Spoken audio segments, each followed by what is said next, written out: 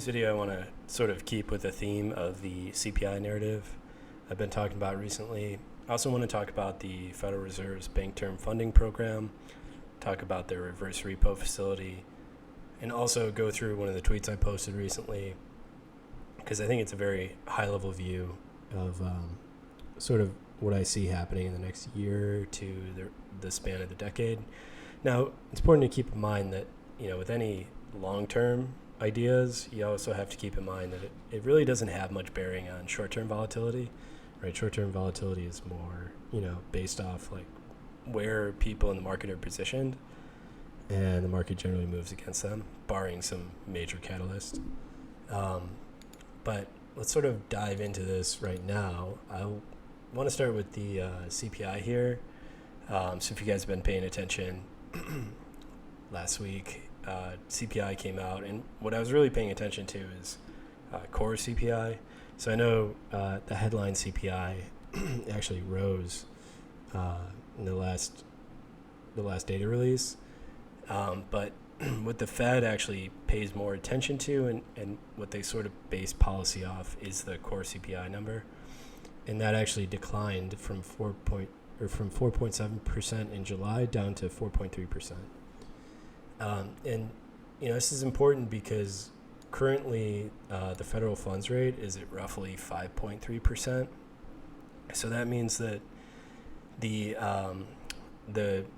what the Federal Reserve considers to be inflation is 4.3%. Now you may argue that it's much higher. I would actually argue that it is much higher, but for the purposes of this argument, the Federal Reserve is looking at inflation as that core CPI number, and they're looking at it as though it was 4.3%, which is 100 basis points below their 5.3% federal funds rate, which means that they don't necessarily feel like they need to raise interest rates to suppress prices. And that's really important because it's sort of a downward force on interest rate expectations going forward, because the Fed is looking at this data and where their federal funds rate is, and they're sort of thinking that they can just hold interest rates where they are, and that'll still have a suppressive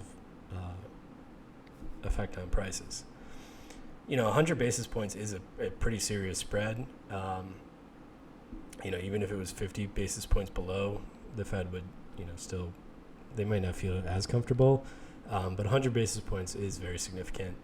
And I don't have the data pulled up right now, but if you were to look up the CME projections for interest rate hikes coming up at the September FOMC, the market's pricing in a 97% chance of no interest rate hikes, and also a 3% chance that the Fed does give a surprise hike. So that's pretty important. That that has a lot of carryover effects on the bond market because of interest rate expectations. You'll probably see the bond market probably see yields fall below. You'll probably see the bond yields fall below the federal fund officially cuts rates, and that's because the bond market leads. And I think the bond market would be looking at what's going on, and they would be saying, okay, the Fed has come to the end of their hiking cycle. Now's a good time to buy bonds. Remember, the only way to make a real return in bonds is to time interest rates. If you hold bonds to maturity, you make a nominal return, but you won't make a return that outpaces the rate of inflation. And the only way you actually can make a return on bonds that is a real return that outpaces inflation, but the only way to do that is to time interest rates successfully and to sell before maturity, right? If you hold a bond to maturity, you're not going to make a real gain. And I think, if I were a bond trader, if I were to put myself in their shoes, I'd be thinking that, bond traders are going long bonds right now because of what's happening with interest rate expectations. Now, if we sort of where it ties into, so we can't really talk about the bond market without talking about the Fed Bank Term Funding Program. If you guys aren't familiar with the Fed's Bank Term Funding Program, It's the emergency facility they set up in the wake of the Silicon Valley Bank collapse. And, you can see here that Silicon Valley Bank collapsed in March, and that's how you see this parabolic rise. But ever since then, it's sort of, slowly increased. And, that makes sense because interest rates have increased, and this is a way to, shore up the balance sheets of banks that, their liquidity is damaged by rising interest rates on their bond portfolio. So now where it gets interesting is sort of if you dive into the mechanics of how the Fed's Bank Term Funding Program works. They basically have, offered to essentially loan an unlimited amount of funds to these banks to shore up liquidity needs, and the rate that they charge on those loans or that credit is tied to the 1-year fixed swap rate, and that's roughly a little bit higher than the federal funds rate. It's about like 5.4%, 5.5%, roughly. Now, if you were to look at a yield curve, and I should have a graph pulled up, but if you were to look at the bond market, you would see that the short end of the curve has extremely high interest rates. I shouldn't say extremely high, but the highest rate of the entire curve. And then the further you go out on the curve, towards the longer duration bonds, all the way to 30-year, the lower it gets. Now, the longer duration has been rising recently because of the Bank Term Funding Program.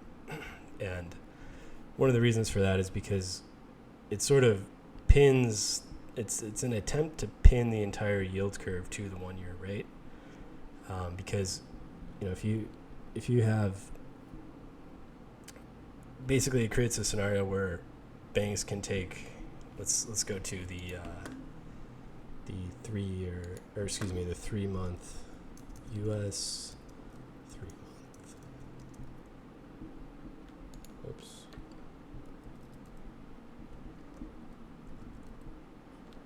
Not in crypto. Here we go. So banks can take the 3-month yield, and assuming that the 1-year rate is below it, banks can buy an unlimited amount of T-bills, and their losses are pledged at a lower cost of financing. So that means that even if they need to go to the Fed and need to borrow money, they still make a positive spread, whatever the basis point differential is between all the T-bills that are less than 1 year and the actual 1-year rate. So it basically creates a scenario where banks are really, really encouraged to buy bonds because, the entire risk-reward paradigm has changed since, the Fed introduced the BTFP. It's now it's almost impossible for banks to generate a nominal loss by buying bonds. Now, they still have losses on their books from before the program was rolled out, but if we just look going forward, at this point, moving forward, it's very difficult for banks to, generate a nominal loss by buying bonds, because they can just buy T-bills and then if they run into trouble, pledge at the BTFP facility. So that's changed the market, and you can sort of see that in what's happened to equity prices. It's created an environment where, banks aren't worried about risk anymore because their risk has been guaranteed by the U.S. government. Well, the Federal Reserve, sort of an extension of the U.S. government. But if we look here at the equities chart, the BTFP program, Silicon Valley Bank collapsed right here. So this is the S&P 500 chart. Now, the market bottomed in October of 2022, but it sort of hung out around the lows, essentially. Sort of very, very, very large consolidation, but, it didn't engage its up-only movement until that BTFP program was rolled out, and then, it's basically up for 4 straight months after that. We've had a little bit of consolidation up here. And, of course, people are looking at this and thinking, this is a lower high relative to this high right here. This is just a bear market rally. I tend to disagree because, the environment changed here. So when something like that big happens, it's one of those things where like people don't realize how big it is in hindsight. Excuse me, they don't realize how big it is in real time, but it's only in hindsight that they realize these things because, a year from now or 2 years from now, people look back and they'll be like, oh, that was so obvious, right? Like they bailed out the banks, right? If when you bail out, if you look back historically, when banks get bailed out, that's the bottom in the equity market because the bank's risk is guaranteed by the government. So they no longer have to be concerned about managing risk, which means they take more risk, which means they go long equities, essentially. Now, another interesting thing here is the overnight repurchase agreements. So this is the reverse repo facility. This is the overnight annualized rate that the Fed offers banks who park capital with them. And this is directly controlled by the federal funds rate, which is the overnight annualized rate. So if you think about the entire yield curve of the bond market, basically the Fed is only able to control, people think that they control the entire curve, but the only rate that they actually manipulate is the overnight rate. So that means that the shorter duration a treasury bond you're looking at, the closer it is to the source, that shortest possible end of the yield curve, therefore the more subject to manipulation. It's like a matter of degree, right? The closer you are to the short end of the curve, the more of a manipulated market it is and less of a free market. And that's sort of why you see that the treasury bills that are like the 3 month and the 1 month and 6 month that are all very close to the overnight, that very short, extreme short end of the curve have higher interest rates because the Fed has been raising rates, and that's been reflected, that those that are more subject to manipulation have higher rates. But what's happening here is so during this whole period, during the rise of interest rates, this reverse repurchase agreement facility has been swelling. It sort of peaked in December of last year. Now, that's not exactly the absolute peak in interest rates, which is interesting. You would think that the absolute peak would be the absolute peak in interest rates, but remember, the market is forward-looking, and it's sort of looking out like 6 to 9 months in the future at forward interest rate expectations. So this is sort of the part in the market where, the market is looking out and saying, okay, well, we may not be at the peak of interest rate hikes necessarily, but we're almost there, right? And this is sort of how the Fed has drawn liquidity out of the market. At the peak, this was at $2.4 trillion, which is nearly as much money as was printed in the COVID pandemic. And a lot of the money in the reverse repurchase agreement facility was money that was printed during COVID, right? The banks have all this cash, and they didn't know what to do with it. At the beginning of the hiking cycle, it was completely risk off, so they couldn't put in equities. They couldn't, there's a lot of uncertainty. So, but you can put it in the overnight repurchase, the reverse repo facility, and get a guaranteed rate by the Fed. And of course, in times of uncertainty, that that type of certainty is very relieving for the banks. But we're seeing a lot of capital flow out of the reverse repo facility, and that means liquidity directly injected to the market. A lot of people, they're saying like, well, where is all this liquidity going to come from?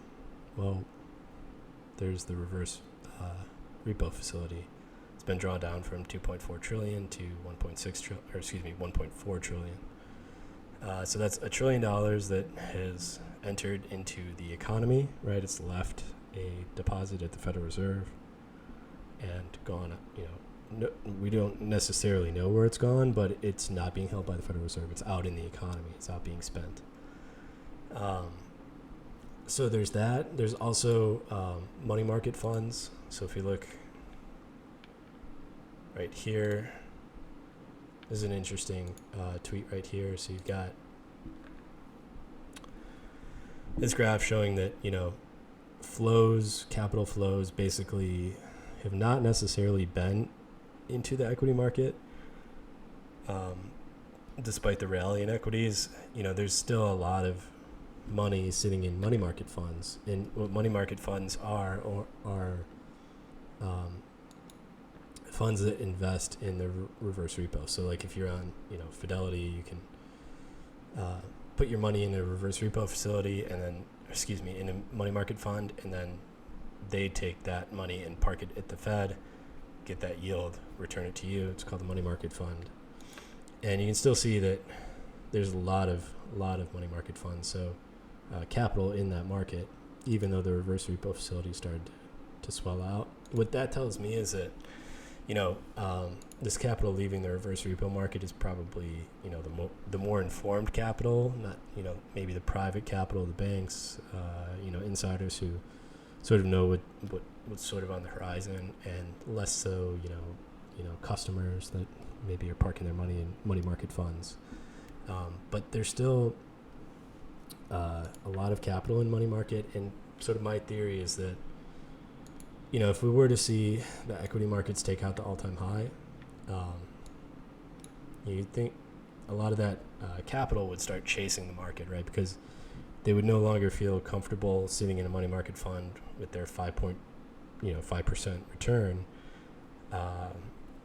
every year if the market's going up 5% a week, and that is a reality. A lot of people would look at this and they're maybe considering this parabolic, but in the grand scheme of things, this is not parabolic, right? It's just normal behavior relative to the way the equity markets have moved in the past. What I'm talking about is if they take out the all-time highs, then you sort of see a very, very aggressive move higher where you're seeing 5% gains a week, and then 5% gain the first week, and then 6%, then 7%, then 8%, in a very parabolic fashion, to the point where a couple months go by and you're at 600. Sort of that, if that were to happen, I mean, you got to put one thing before the other. You sort of have to get those equity all-time highs taken out. But if that were to happen, you'd see all the capital move out of the money market funds, go into the equity markets, and then you'd see, you'd probably confirm that by seeing these the amount of capital in the money market funds sort of dwindle down. And if that were to happen, that would probably be the local top in the market. I don't necessarily know if it would be like the absolute top. I'm sort of the bias that it probably is. I think, full disclosure, my bias is sort of that scenario does happen, and that there is a parabolic move up, and that could potentially be like the top, right? The top that people talk about for years. Sort of looking at the market as though it's like 1999, right? And you're sort of, you haven't topped out yet, but you're almost there. And if that were to happen, people would probably be, the narrative would change very dramatically. It would, all of a sudden, people are talking about a bear market rally right now. If that were to happen, people would start talking about, a bull market that's going to last like several years, right? It's just the start of a new cycle. And I don't necessarily know that I agree with that. Oh, again, full disclosure, I don't agree with that. It's certainly a possibility. I mean, there's no law that says it has to top out there. But that's just the way I'm looking at the market and my personal opinion. Now let's dive into Bitcoin price action right now. So I've talked about this. Yeah, I mean, Bitcoin is sort of tapping everybody out, sort of consolidating around this. Really, this is the 200 exponential moving average right here. which has historically been a bottom in the market, right? You got right here, right here. If we were looking at Bitstamp, that has more historical data, it would populate here, and you would have the, basically in the past, you only had brief tests into the 200 and then quick rallies off. But here, Bitcoin really spent a lot of time below it, and is still spending a lot of time below it, which sort of makes the current, or not really the current, but the bear market that is in the past, sort of one of the longest lasting bear markets in Bitcoin's history. Now, I know everybody's probably talking about the death cross here, the 50 and 200 simple moving average crossing below on the daily. I don't really care about that. I don't really look at moving averages like that, or at least those crosses. If I'm looking at this chart, what I see here is I see a series of higher highs and higher lows, starting with this break of this high right here. Well, really the break of this high right here, but if you were looking at a higher time frame, like a weekly, monthly chart, you'd see this high would be significant. But we can just mark it off. Let's see.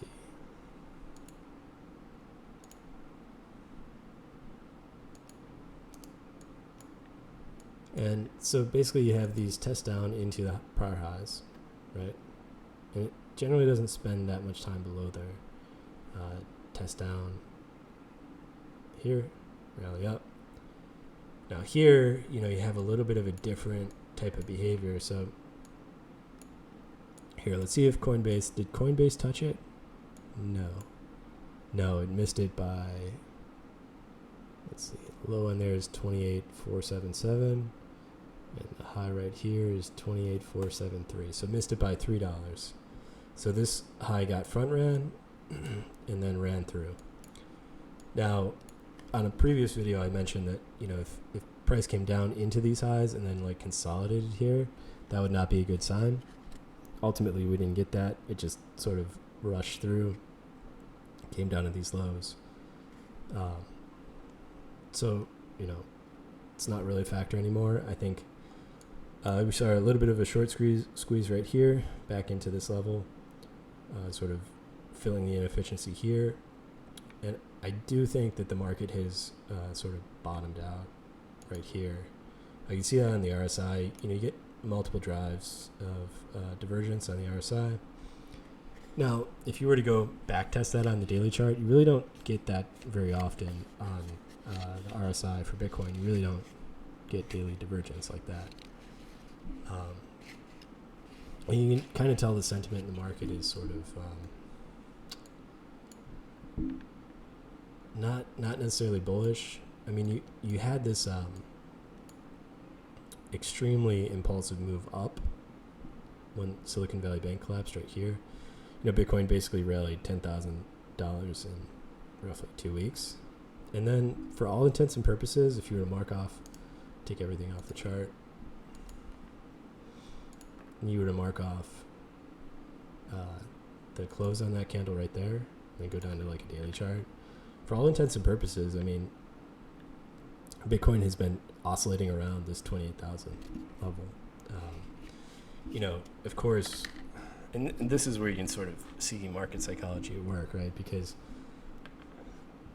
you almost just know that sentiment was more bullish here than it was here, and it was more bullish here than it was here. But I think you sort of it's hard to say how much longer Bitcoin would spend within this consolidation range, but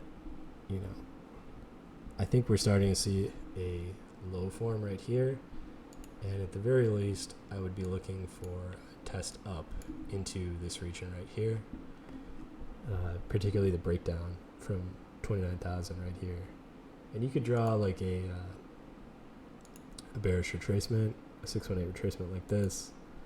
If Bitcoin is topping out or if you are looking for the bearish scenario, just to play devil's advocate, because I do have a rather large position open from down here. I've managed a little bit, still open, 700. If you've been following me for a while, you know it was originally like over 1,000 Bitcoin from down here, but I've sort of been distributed up here. You can see these red arrows is sort of where I sold.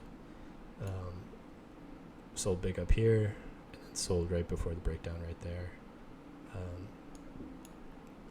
So, you know, basically Bitcoin has been sort of going down for like 2 months straight, right? Basically from this time in July down to September. So 2 months. Yeah, I think the much more likely scenario, even if you are extremely bearish, like,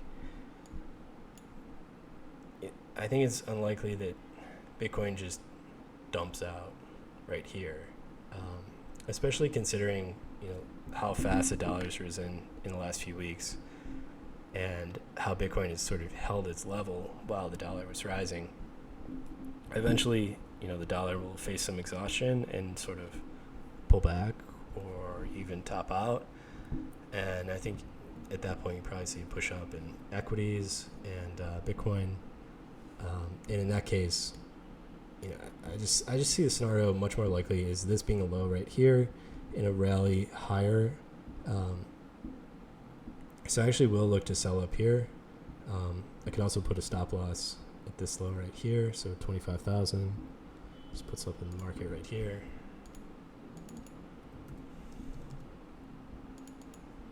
And I'll sell 100.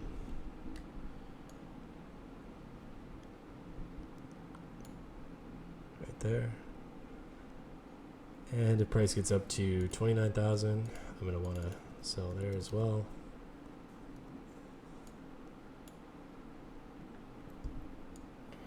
Again, I'm not managing the entire position because this is a long-term position that I have down here from the lows of the cycle. So I don't want price to hit my stop and then take me completely out of the position, because it is a very, very long-term position. But you know, I do want to manage risk, of course. So I've got the stop at 25,000, the sell order at 29,000. Again, it doesn't have to be perfect. You know, sometimes, you know, I personally I like round numbers, but again, it doesn't have to be perfect. The idea is just to, you know, get the general risk framework. But then going back to the bearish scenario, you know, if you get that push up to 29,000 and Bitcoin sort of stalls out there and then sort of rolls over, then I would be, you know, using a lot more trailing stop losses. You know, if price were to run up here and then come back down and, you know, sort of stall out here, then I'd be putting more stops up here in case, because at that point, you know, Bitcoin, again, I'm getting several steps ahead of myself, but just go here. If that were to happen, you know, then this price action here becomes a very significant swing high, right? You'd have this high here surrounded by a lower high here and a lower high here. That's classic distribution. And if I were to see that, then yeah, I'd want to start getting aggressive and managing risk right there. Anyway, it's just my perspective. I'm actually biased for price running up towards this 35,000 level right here. That's what I'm looking for. That's why I'm in this position.